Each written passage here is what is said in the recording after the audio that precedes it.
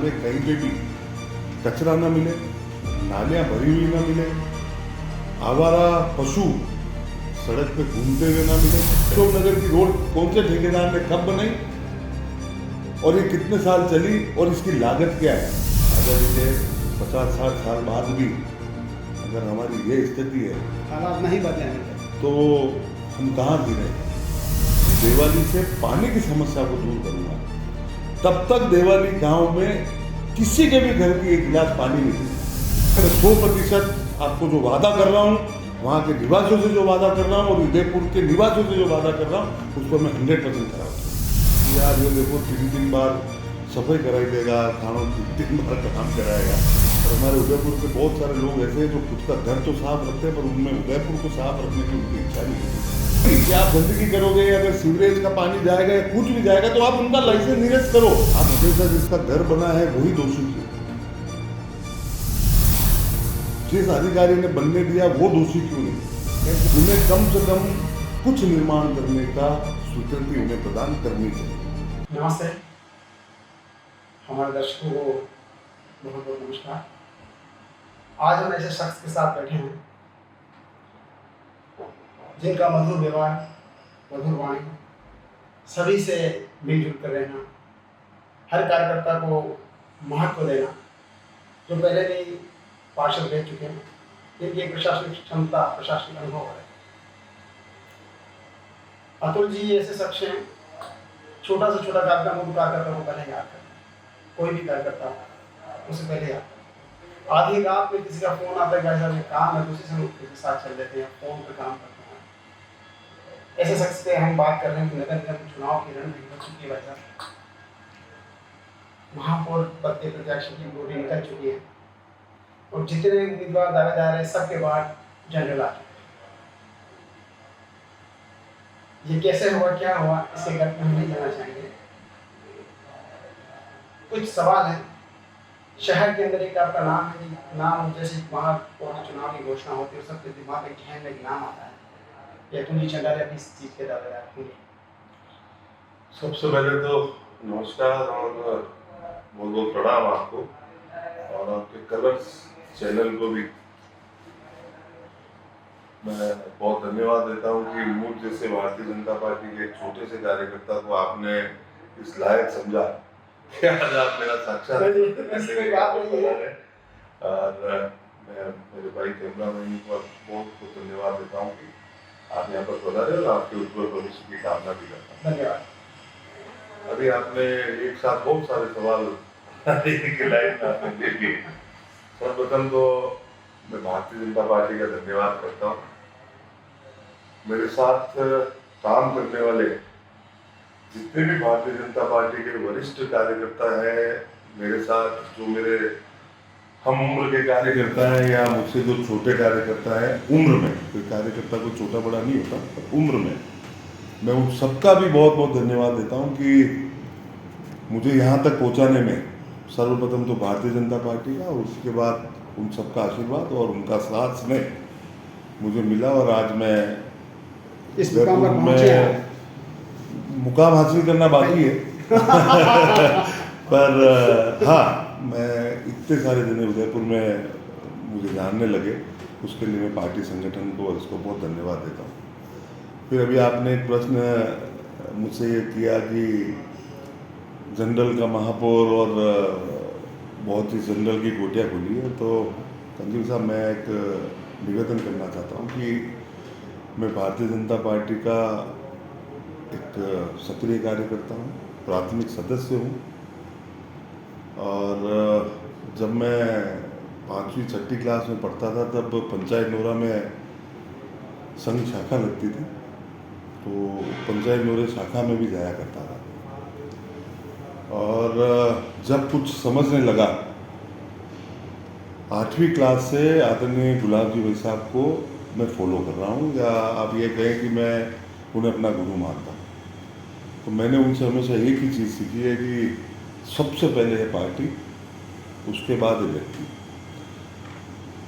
तो आपके चैनल के माध्यम से मैं ये निवेदन करना चाहता हूँ कि ये तो हो सकता है कि आप लोगों ने किसको गिनती में रखा और किसको गिनती में नहीं रखा, जिनका भी वार्ड सामान्य आया है और जिनका भी नहीं भी आ पाया हो, मैं तो आपको कह रहा हूँ कि चुनाव में सबको मेहनत के साथ उतरना चाहिए।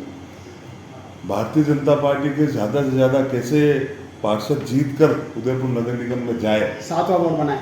7वां वोट तो 100% बनेगा। बिल्कुल। यहाँ की जनता का जो आशीर्वाद है और यहाँ के हमारे जो वरिष्ठ पूर्व में जो विधायक साहब रहे, मंत्री रहे, आदरणीय गुलाब जी भाई साहब, उसके बाद ताराचंद जी भाई साहब, उसके बाद फूल सिंह जी भाई साहब, जो अभी वर्तमान में दोनों हमारे विधायक हैं, हमारे दोनों सांसदगण, आदरणीय मन्ना लाल जी भाई साहब, आदरणीय चुन्नी लाल जी ने जो मेहनत की है, या वो जो अपना कार्य करके उदयपुर की जनता को जिले को जो दे रहे हैं, तो उस पर हम मानते हुए कि उन्होंने जो इस उदयपुर के लिए किया है, तो जनता 100% मैं आपको लिख के दे सकता हूँ कि भारतीय जनता पार्टी के प्रति ही यहाँ का जनता की विचारधारा है और 7वां वोट बनेगा।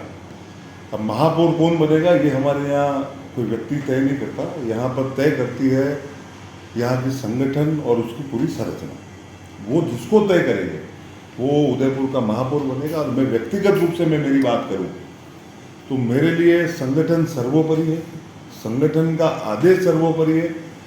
संगठन जहाँ लायक समझेगा, जिसको लायक समझेगा, अतुल चंडालिया हमेशा अपने संगठन की रीति नीति के आधार पर उसके साथ रहेगा।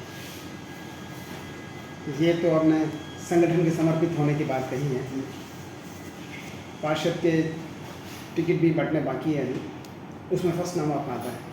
बिल्कुल जहाँ तक हमारा सोचना है या हमारी कैलकुलेशन है शहर के अंदर या संगठन के, जब बड़े लोगों से बात होती है तो उसमें एक नाम आपका भी आता है। मान लेते हैं आप टिकट आपको मिलता है, आप जीतते हैं, सबसे पहला काम आपका क्या होगा? मैं भारतीय जनता पार्टी परिवार अगर मुझे टिकट देता है और अगर मैं टिकट मिलने के पश्चात फाइनल है, वो बिल्कुल मिलेगा पक्का। उनकी पूरी मेहनत के साथ सर्वप्रथम तो सभी को साथ में लेकर, एक एक वार्ड में बहुत से दावेदार हैं और मैं आपको निश्चित तौर पे मैं आपको कह सकता हूं कि मुझे टिकट मिले या मेरे किसी भी भाई बहन को टिकट मिले, अतुल चंडालिया अपना 100% जिसको भी टिकट मिलेगा हर कार्यकर्ता उसके को साथ टिकट मांगने का काम- अधिकार हाँ, है। और ये अधिकार है और मैं चाहता भी हूँ कि टिकट मांगना भी चाहिए और मांगना अधिकार भी है। और जो सालों से भारतीय जनता पार्टी के लिए काम कर रहे हैं उन लोगों का कार्य भी जो वो कर रहे हैं, तो उसके लिए उनको टिकट मांगने का स्वतंत्र अधिकार है। टिकट मिलने के पश्चात हम सब एक दूसरे के काम में लग जाएंगे। चुनाव जीतने के पश्चात एज ए वार्ड पार्षद 3 सबसे बड़ी काम होती है, सफाई, नाली और मतलब नाली मीन्स निर्माण और लाइटें। तो एक वार्ड पार्षद के रूप में मेरी पहली प्राथमिकता यही है। दूसरा जो ठोस काम, मैं हमेशा एक ही चीज़ कहता हूँ कि हम जिन बर्तनों में खाते हैं वो रोज़ गंदे होते हैं और वो रोज़ हमें साफ करना है। तो सफाई का भी यही है। अभी घर में अगर एक बार या एक दिन और ऐसे कोई सफाई वाला या बर्तन वाले हमारे नहीं होते भाई जी, तो घर में कोराम सा मच जाता है। तो वही एक जीवन में भी एक चीज़ चलती है कि हमारा वार्ड रोज कैसे साफ हो, रोज हमारी नालियाँ कैसे साफ हो, हमें उसके ऊपर विचार करना चाहिए। वो मेरी पहली प्राथमिकता है कि वार्ड में कहीं पे भी कचरा ना मिले, नालियाँ भरी हुई ना मिले, आवारा पशु सड़क पे घूमते हुए ना मिले। दूसरा लाइट, पर लाइट का काम इतना बड़ा मेरे हिसाब से होता नहीं, क्योंकि सरकार की खुद का पोर्टल चलता है, तो उसमें भी डायरेक्ट आज की तारीख में सोशल मीडिया का ज़माना, लोगों में इतनी अवेयरनेस है कि वो खुद अपनी कंप्लेंट बुक करा देते हैं और वो कंप्लेंट बुक कराने के बाद भी फटाफट काम हो जाता है।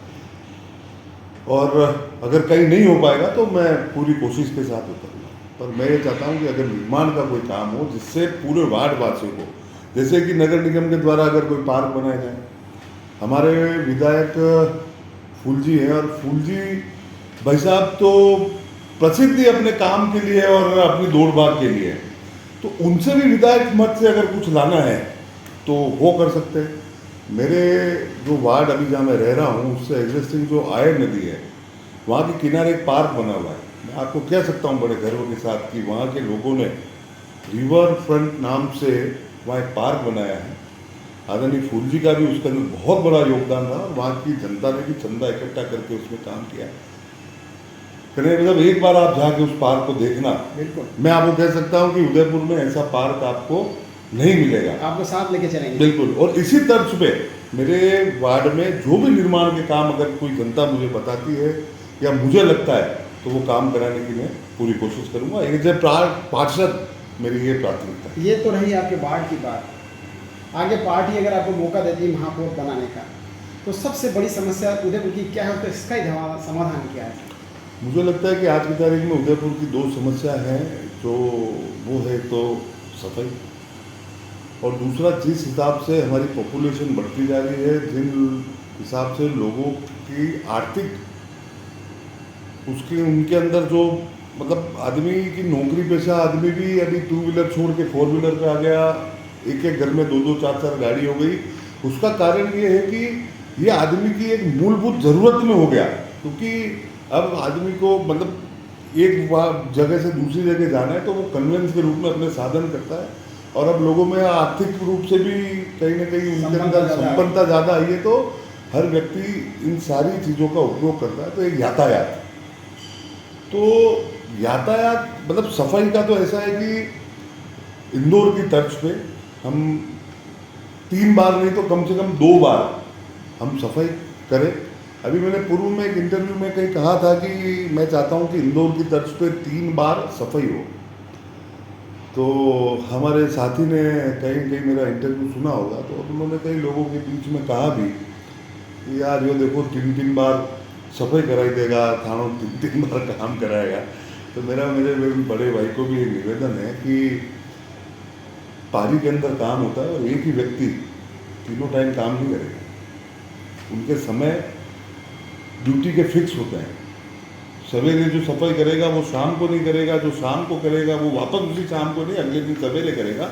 रोटेशन प्रणाली के अंदर काम करेंगे। मैं भी उन्हीं के साथ पड़ा बड़ा हूँ जिन्होंने अपना घर बार की सफाई छोड़कर जो इस उदयपुर की एक एक गली को साफ करते हैं ना, मैं उसी परिवार के साथ उन्हीं के साथ खेल कूद के बड़ा हुआ। तो मैं उस समाज के हर सुख को, हर दुख को, उनकी हर तकलीफ को मैंने अंबेडकर मंडल का अध्यक्ष होने के नाते बहुत करीब से देखा है।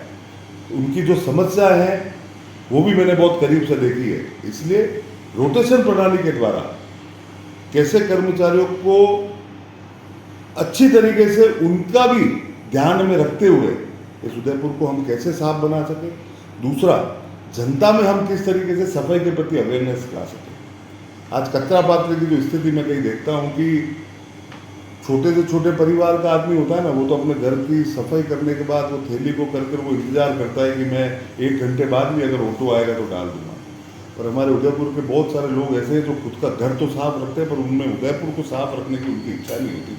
वो अपने स्कूटर या कार के अंदर से ही वो थैली फेंक देते हैं। तो मैं अगर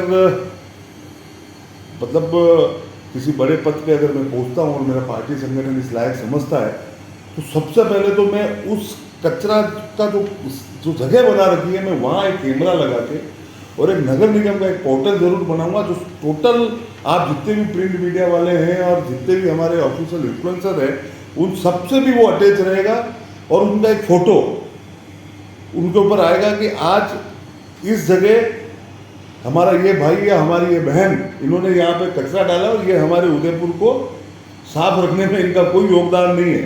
तो मैं आपको कह रहा हूँ कि 1 से 2 महीने के बाद जब 1 या 2 बार फोटो आ जाएगा, पूरी जनता जब उसको देखेगी तो अपने आप उदयपुर की सफाई हो जाएगी। हर साल सफाई में करोड़ रुपये खर्च होते हैं, उसकी योजना आपने बता दी कि योजना इससे इम्प्लांट होगी सर। पर कई बार देखने में आता है कि जब 2 टाइम के लिए पारी चली, दूसरी पारी के अंदर कई सफाई कर्मचारी वहाँ पहुँचते ही नहीं, सफाई करने तक नहीं पहुँचते, गंदगी से अटी पड़ी रहती है। इसमें मैं ये कहना चाहता हूँ कि हमारे सफाई कर्मचारी भाई बहन वो सब काम करना चाहते हैं, वो काम कर भी रहे हैं और सालों से उन्होंने उदयपुर को स्वच्छ और साफ रखने के लिए अपनी महत्वपूर्ण भूमिका निभाई है। 100 में से 2-5 लोग तो आपको हर जगह मिलेंगे, गेहूं में कंकर मिलेंगे। हाँ, वो आपको मिलेंगे ही मिलेंगे, वो उसके लिए मैं आपको नहीं कह सकता। पर उन 2-5 लोगों को भी हम कैसे काम में लगा सकें, उन्हें भी अपनी जिम्मेदारी कैसी हो बता सकें। मुझे लगता है कि इसमें कहीं ना कहीं कमी रहती है अधिकारियों की।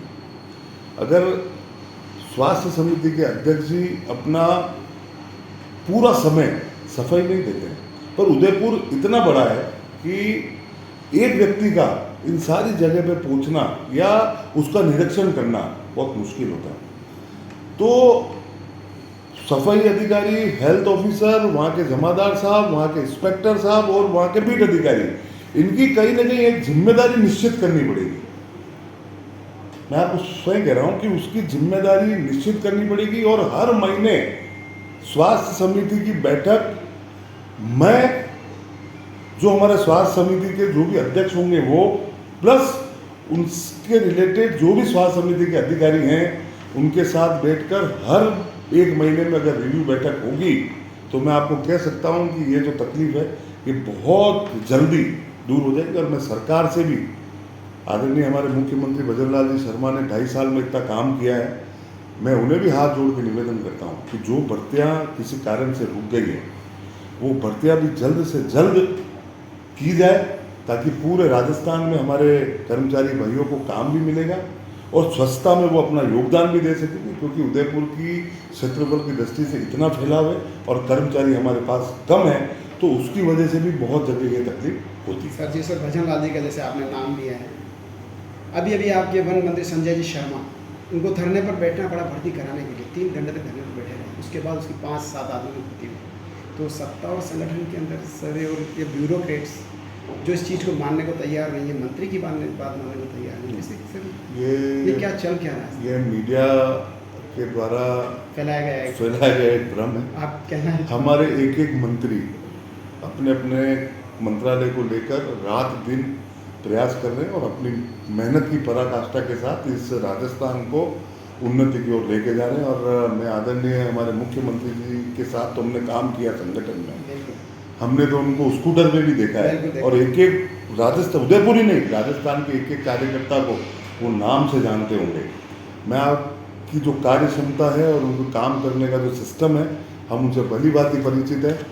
कहीं कुछ न कुछ ऐसा रहा होगा जो आपसी कोई सामंजस्य या कोई बात पहुंचाने में कोई कमी रही होगी। बाकी 101% हमारे सरकार का एक मंत्री और आदरणीय हमारे मुख्यमंत्री जी वो इस उदयपुर को, राजस्थान को नंबर 1 प्रदेश बनाने की ओर अग्रसर है और ये 100% हो गया। झील और पर्यावरण की सुरक्षा के लिए निगम की भूमिका को आप कैसे मजबूत करेंगे और क्या आप शहर में अवैध निर्माण अतिक्रमण के खिलाफ बिना राजनीतिक दबाव की कार्रवाई कर पाएंगे? भाई साहब, मैं आपसे एक चीज़ का निवेदन करना चाहता हूँ कि अतिक्रमण एक ऐसी चीज़ है, वो क्यों बन जाती है या अधिकारियों का क्यों उसके ऊपर नियंत्रण नहीं रहता। आप हमेशा जिसका घर बना है वही दोषी क्यों? जिस अधिकारी ने बनने दिया वो दोषी क्यों नहीं? बिल्कुल सही। क्या हमने कभी उसके ऊपर किसी तरीके का, उसके ऊपर कोई ऐसा सख्त कार्रवाई हमने कभी करी क्या? अगर हमने सख्त कार्रवाई अगर कभी की होती तो मैं आपको कह रहा हूँ कि ये 90% समस्या कर सुलझ जाती।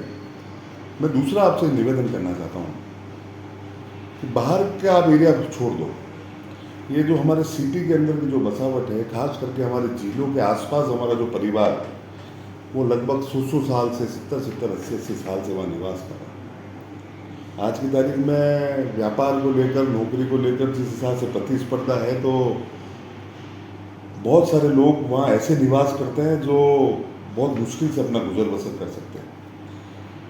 वो उदयपुर में कहीं भी 2000, 2500, 3000 रुपये का फिट का प्लॉट खरीद के उसके ऊपर निर्माण नहीं करा सकता भाई साहब। आज भी वो यही चाहता है कि मेरे पुरखों की या मेरे द्वारा कमाई हुई या मेरे द्वारा बनाया हुआ घर है, उसके ऊपर मेरे बच्चे की शादी हो रही है तो मैं उसके ऊपर एक कमरा बना दूं, 2 कमरा बना दूं, या एक कमरा या 2 कमरे ऐसे निर्माण करा दूं जहाँ पर जो भी पर्यटक है वो आके रहे तो मुझे 2 पैसों की इनकम हो जाए। पर हमारे यहाँ झील निषेध कानून है, हम वहाँ पे निर्माण कर नहीं सकते, और निर्माण अगर किसी ने कर लिया तो पड़ोसी की शिकायत हो जाती है, क्योंकि तूने मेरा नहीं बनने दिया तो मैं तुम्हारा नहीं बनने दूंगा।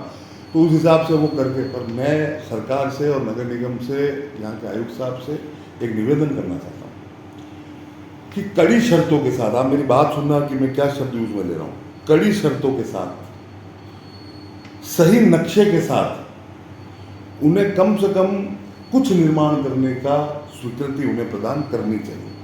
आज वो कहाँ जाएगा अपने बच्चों को लेकर? आज पूरे मतलब खाली एक उदयपुर को छोड़ दो, बाकी सब जगह जहाँ जहाँ पानी है वहाँ वहाँ टूरिस्ट उस पानी की वजह से ही वहाँ जाता है, और आसपास का जितना भी व्यापार चलता है वो पानी की उसकी वजह से ही चलता है। तो मेरा तो यही निवेदन है कि जब 2 पैसों की कमाई उनको होगी तो वो उदयपुर के आर्थिक में भी अपना सहयोग दे पाएंगे, उदयपुर को स्वच्छता में भी सहयोग दे पाएंगे, और कम से कम उनका परिवार उस छत के नीचे रह पाए एक साथ, या तो उनको घर छोड़ के कहीं दूसरे मोहल्ले में शिफ्ट होना पड़ेगा। तो कड़े नियमों के साथ कि भाई अगर आप कोई गंदगी करोगे तो आपको इस तरीके से पेनल्टी ली जाएगी, आपने स्वीकृत नक्शे के अलावा आपने कोई घर बना दिया तो उसको तोड़ा जाएगा। ये मैं सब करने के लिए मतलब मेरा एक निवेदन है कि उनमें ऐसी छूट मिलनी चाहिए। रही होटलों की बात, तो होटलों में भी यही होना चाहिए कि स्वच्छता के कड़े नियमों के साथ उनके ऊपर भी कि आप गंदगी करोगे, अगर सीवरेज का पानी जाएगा या कुछ भी जाएगा तो आप उनका लाइसेंस निरस्त करो। अगर 100 में से 10 खराब है तो उनका लाइसेंस निरस्त करना चाहिए, ताकि 90 भी अपने आप स्वतः ही सही लाइन पर चलने लग जाएंगे। बिल्कुल, जो आपने बात बताई है बिल्कुल, कि बड़ी बड़ी होटल्स वाले जयपुर से अनुमति लेके आ जाते हैं और छोटे छोटे मकान बनाने के उदयपुर के लोगों को क्या ही मिल पाता है। बहुत बड़ी समस्या है। दूसरी शहर की एक छोटी सी और बात मैं बताना चाहता हूँ कि गुलाब जी भाई साहब ने भी एक बार कहा था कि जितने टेंडर्स उदयपुर के अंदर होते हैं, कोई ठेकेदार काम देता है तो उस जगह पे उस ठेकेदार का नाम हो, उसका मोबाइल नंबर हो, कितने का बन रहा है, कब तक बनेगा और कौन इस ऑफिसर, पर आज तक उस नियम की कभी किसी ने भी पालना नहीं कर रही, न की गई। नगर निगम में इतने नगर निगम बोर्ड आपके बन चुके हैं सर, इसके बारे में बहुत अच्छा आपने एक सवाल पूछा। मैंने मेरे पूर्व के इंटरव्यू में भी यही कहा, पारदर्शिता होनी चाहिए काम। 30 से 40% बिलो, कहीं कहीं तो 50% जो BSR है, उस BSR से आप बिलो अपन काम दे देते हैं या काम व्यक्ति लेता है, आप समझ सकते हो कि काम किस तरीके गुणवत्ता। फिर अधिकारी निरीक्षण करे, कोई तो करता भी होगा, कोई बहुत सारे ऐसे होंगे जो नहीं भी करते होंगे, तो कैसे आप क्वालिटी को कंट्रोल आप कर पाओगे? आपको शायद ये भी पता होगा कि जो काम नगर निगम के या UIT के द्वारा दिया जाता है वो गारंटी और वारंटी पीरियड में भी होता है। मेरा कहने का मतलब यही है ना। तो हमने कितनी बार 10 लाख या 10 लाख से अधिक का जो काम होता है, जहाँ तक मेरी जानकारी है 3 साल की उस काम में वारंटी होती है ना। उनका कुछ पैसा रोका भी जाता है। हमने कितने जो हमारे काम करने वाले जो ठेकेदार हैं उनके साथ हमने ये काम किया, जिनकी देखरेख के अंदर ये काम हुआ, उन अधिकारी ने अपना 100% दिया या नहीं दिया उस काम की गुणवत्ता को जांचने में, हमने उसके प्रति क्या काम किया। तो मैंने पूर्व में अपने इंटरव्यू में यही कहा, काम का नाम, काम की लागत, काम को करने वाला ठेकेदार और उसकी काम करने की अवधि। मेन चीज़ तो अवधि भी है। आप 6 महीने का काम लेते हो और 16 महीने में पूरा नहीं होता। एक खड्डा भरने में अगर जब 16 महीने लग जाए तो आप स्थिति सोचो कि यातायात की स्थिति क्या बैठती है। तो समय अवधि पे वो काम पूरा हो रहा है नहीं हो रहा, कितने % समय अवधि ज़्यादा होने के बाद हम उसके ऊपर किस तरीके का जुर्माना लगा रहे हैं वो, और दूसरा उसका वारंटी पीरियड कब तक है। ये 101% हर काम पार्षदों का नाम उसके बोर्ड पे लिखा हो या नहीं लिखा हो, पर निर्माण का कोई भी काम नगर निगम या UIT के द्वारा किया गया है तो उसके अंदर उस संबंधित संस्था और इवन JN AN का नाम भी उनके ऊपर लिखा जाना चाहिए, ताकि जनता को ये पता चले। आप तो खाली बोर्ड की बात कर रहे हो, मैं तो आपको कह रहा हूँ कि नगर निगम की सोशल मीडिया जो साइट है उस पर भी वो काम बनाना चाहिए कि अशोक नगर की रोड कौन से ठेकेदार ने कब बनाई और ये कितने साल चली और इसकी लागत क्या है। तो ये 101% होना चाहिए, और ठेकेदार के ऊपर भी और अधिकारी के ऊपर भी अगर काम गलत होता है तो उसमें नगर निगम को और सरकार को उसके खिलाफ कार्रवाई करनी चाहिए। इस सारी बात हम लोग एक अंतिम सवाल हमारा कर रहेगा, आपको वोट देने की जनता के सामने ऐसी कौन सी गारंटी है जिसके आधार पर लोग आपको चुने? बात तो गारंटी की तो क्या है, मैं पूर्व में भी पार्षद रहा और मेरे पार्षदी काल में आप कभी देवाली गांव में चलना और वहाँ की भौगोलिक स्थिति को आप देखना। जब मैं वहाँ गया तब 70 और 75 की डिग्री के अंदर वहाँ पे पहाड़ है और उन पहाड़ों के ऊपर हमारे निवासी वहाँ निवास कर रहे हैं। जहाँ मुझे तो खुद को चलने में तकलीफ थी, वहाँ मेरी माताएं बहनें 2-2 घड़े और 2-2 बाल्टी लेकर जब वहाँ चल रही थी और मैं जब वहाँ हाथ जोड़ के वोट मांगने गया तो मुझे ऐसा लगा, ये बात बता रहा हूँ मैं आपको 2014 की, तो मुझे लगा कि आज आज़ादी के 50-60 साल बाद भी अगर हमारी ये स्थिति है, हालात नहीं बदले अभी तक, तो हम कहाँ जी रहे हैं। मैंने उसी दिन कसम खाई कि चाहे चुनाव जीतूं चाहे चुनाव हारूं, इस देवाली से पानी की समस्या को दूर करूंगा। तब तक देवाली गांव में किसी के भी घर की एक गिलास पानी नहीं पीऊंगा। भाई साहब, मैंने आदरणीय गुलाब जी भाई साहब से बात करके, हमारे उस समय किरण दीदी, हमारे किरण जी माहेश्वरी मंत्री थी, मैं आपको गर्व के साथ कह सकता हूं कि एक एप्लीकेशन पे उन्होंने हमारे को टंकी स्वीकृत करी। पुरानी जो टंकी थी उसकी रिपेयरिंग की मेरे को स्वीकृति दी और मैं आपको कह रहा हूं कि आज जो टंकी बन के तैयार हुई मेरे पार्षदी काल के अंदर, उसी समय तैयार हो गई। भूमि पूजन भी हुआ और उसका लोकार्पण भी मेरे समय में हुआ। मैं बहुत भाग्यशाली हूँ और मैं आपको कह सकता हूँ कि आज उसी टंकी का पानी बेदला, नवरत्न और सब तरफ वही पानी आ रहा है ना। मैंने वहाँ के जितने भी शक्तिपीठ थे, उन शक्तिपीठों का, वहाँ के अंदर हमारे जितनी भी सड़कें नालियाँ थी, वो जिस जगह पैदल जाना तकलीफ था वहाँ पे ऑटो चढ़ता है। आप हमारे देवमंगली क्षेत्र में जाना, वहाँ पैदल नहीं चढ़ सकते थे। वहाँ आज अगर किसी का भी घर में कोई तकलीफ हो जाए, कोई बीमार हो जाए तो ऑटो तक जाता है। आप कार तो जाएगी, मोटरसाइकिल जाएगी। मैंने पनगढ़ से लगाकर, हैंडपम्प से लगाकर, आप विश्वास करोगे कि मेन रोड जहाँ पे नाला है वहाँ पर पनगढ़ खुदा के और ऊपर 500 मीटर ऊपर पानी की पनगढ़ है जहाँ नीचे से पानी पड़ता है।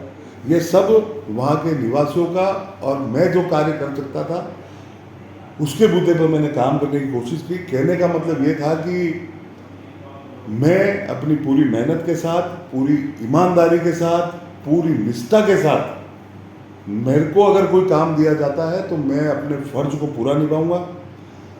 मैं 24 घंटे आप लोगों के लिए उपलब्ध हूँ और ये मेरी जिम्मेदारी है। ये मतलब मेरे को ये बात कहनी नहीं चाहिए, ये मेरी जिम्मेदारी है कि अगर आप मेरे से इतना प्रेम रख के मुझे आप वोट दे के उस स्थान पे पहुंचा रहे हैं तो ये मेरी एक जिम्मेदारी बनती है कि आप लोगों का प्रतिनिधित्व अगर मैं कर रहा हूँ और आपने इस लायक बनाया है तो काम करके ही मैं आपके कर्जे को चुका पाऊंगा। बाकी मेरे पास तो चुकाने कोई है नहीं। और आप भी आपके भाई के लिए कह सकते हो कि इन 5 सालों में इस व्यक्ति ने पूरी ईमानदारी और पूरी निष्ठा के साथ हर एक काम करने की कोशिश करी है। और इस बात पे मैं 100% आपको जो वादा कर रहा हूँ, वहाँ के निवासियों से जो वादा कर रहा हूँ और उदयपुर के निवासियों से जो वादा कर रहा हूँ, उस पर मैं 100% खरा उतरूँगा। ये थे हमारे साथ अतुल जी चंदालिया, जिन्होंने हमारे हर प्रश्न का बेबाकी से जवाब दिया और जनता से, उदयपुर की जनता से एक वादा किया है आपने। जिन प्रश्नों का उत्तर मैंने दिया है अपनी योजनाओं के अनुसार दिया है और भविष्य में उदयपुर की जनता के साथ, उनके साथ बैठकर प्लानिंग करके योजना बनाऊंगा उदयपुर के विकास के लिए। ये इनका वादा है। हम एक नए शख्स के साथ, कल हम किसी दूसरे शख्स के साथ और मिलेंगे जो महापौर पद के उम्मीदवार होंगे। उम्मीदवार कौन होगा ये जनता तय करेगी। धन्यवाद। बहुत बहुत धन्यवाद।